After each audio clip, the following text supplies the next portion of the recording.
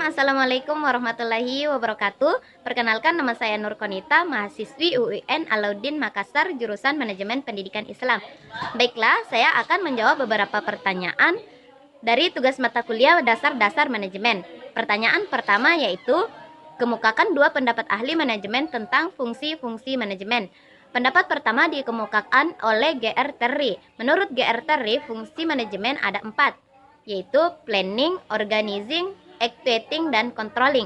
Yang kedua, menurut Dr. Slagian. Menurut Dr. Slagian, fungsi manajemen terbagi menjadi 5. Planning, organizing, motivating, controlling, dan evaluating.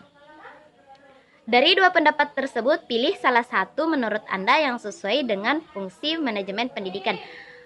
Menurut saya yang sesuai dengan fungsi manajemen pendidikan, saya mengacu pada pendapat Dr. Slagian. Menurut Dr. Slagian, fungsi-fungsi manajemen yang pertama yaitu planning. Planning adalah keseluruhan proses pemikiran dan penentuan secara matang hal-hal apa saja yang akan dikerjakan.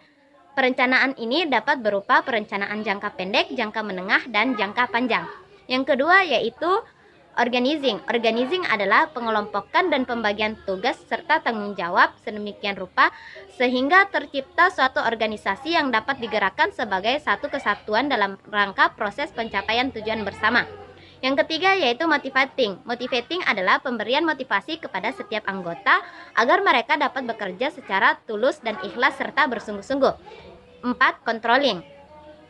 Controlling adalah pengawasan atau pengamatan dari proses pelaksanaan kegiatan sehingga menjamin semua kegiatan yang sedang dilakukan dapat terlaksana sesuai dengan apa yang telah ditetapkan dan direncanakan sebelumnya. 5. Evaluating. Evaluating adalah proses pengukuran dan pembandingan hasil-hasil pekerjaan yang telah dicapai.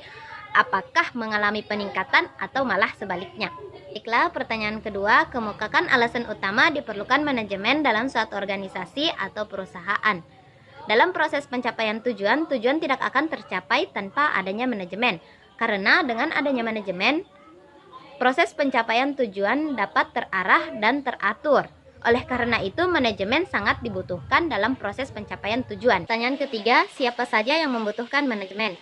Semua orang membutuhkan manajemen dalam hidupnya, baik untuk tujuan pribadi ataupun tujuan bersama. Karena tanpa adanya manajemen, hidup setiap orang akan berantakan dan tak memiliki tujuan. Pertanyaan keempat, jelaskan pengertian pengawasan. Pengawasan adalah proses memastikan atau mengamati bahwa semua yang dijalankan telah sesuai dengan apa yang direncanakan dan ditetapkan sebelumnya. Dan mengapa pengawasan penting dilakukan dalam lembaga pendidikan? Dengan adanya pengawasan dalam lembaga pendidikan, pembagian tugas serta tanggung jawab pada setiap anggota dapat berjalan sesuai dengan aturan yang telah ditetapkan. Dan tugas pokok pengawasan dalam pendidikan yaitu untuk menilai apakah proses pelaksanaan pendidikan telah berjalan dengan baik atau belum, sehingga ketika terjadi kesalahan atau kelemahan dapat diketahui. Soal kelima, para guru mengeluhkan ketidakmampuan siswa dalam mengikuti mata pelajaran sesuai kurikulum yang berlaku saat ini dan tidak dapat mencerna pelajaran dengan baik. Oleh karena itu, mereka mengusulkan kepada kepala sekolah untuk mengganti kurikulum yang ada sekarang sesuai dengan kemampuan siswa. Akan tetapi, jika terjadi perubahan pada kurikulum, maka akan muncul ketidakseragaman, tidak adanya standar penilaian yang sama, dan mungkin kurikulum tidak sesuai dengan kebutuhan masyarakat. Berikan solusi yang dapat dilakukan jika Anda sebagai kepala sekolah. Solusi pertama yaitu mengumpulkan seluruh tenaga pengajar yang bersangkutan lalu mencari akar permasalahan.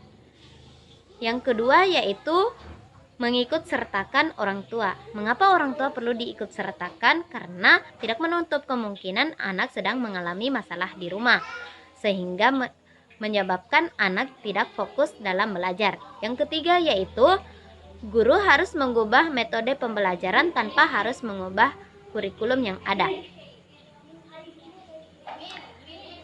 Selanjutnya yaitu pembinaan psikologis kepada anak. Pembinaan psikologis ini dapat berupa pemberian motivasi kepada anak seperti pentingnya menuntut ilmu sehingga anak dapat sadar bahwa ilmu itu penting bagi kehidupannya, sehingga ketika mengikuti proses pembelajaran anak akan bersungguh-sungguh. Terima kasih.